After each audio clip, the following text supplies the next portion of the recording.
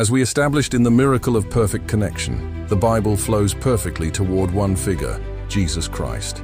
But if the Old Testament is so unified, why do many religious leaders prohibit their followers, and specifically their students, from seeing those connections?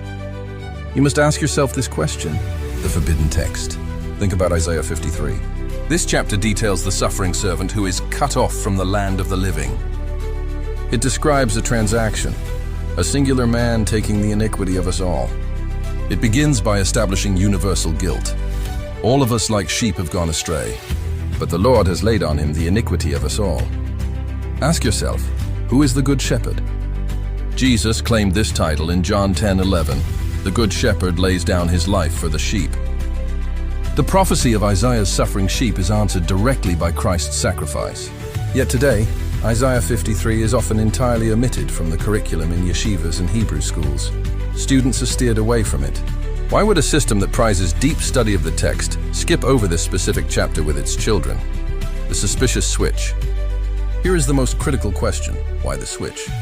For centuries of Jewish history, ancient scholars and rabbis consistently taught that this passage described the Messiah. The interpretation was clear: the servant was the coming king. But today, the narrative has suddenly shifted. Now, students are taught that the servant is not the Messiah, but the nation of Israel itself. What is up with the switch?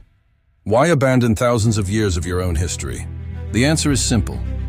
Once Jesus arrived and fulfilled the prophecy perfectly, the ancient messianic interpretation became dangerous. They had to change the identity of the servant to Israel, because keeping the original interpretation pointed directly to Jesus. Conclusion: why forbid a text? Information is only prohibited if it threatens human authority. This threat is to religious tradition, not God's authority. It is spiritual blindness that keeps people from seeing the glory of Christ in the Old Testament. The veil exists because the connection is too undeniable. If you believe the connection between prophecies like the suffering servant and Jesus' life is one of the most powerful proofs of his divinity, please click like, subscribe, and share with someone who needs to ask, why is the truth being hidden?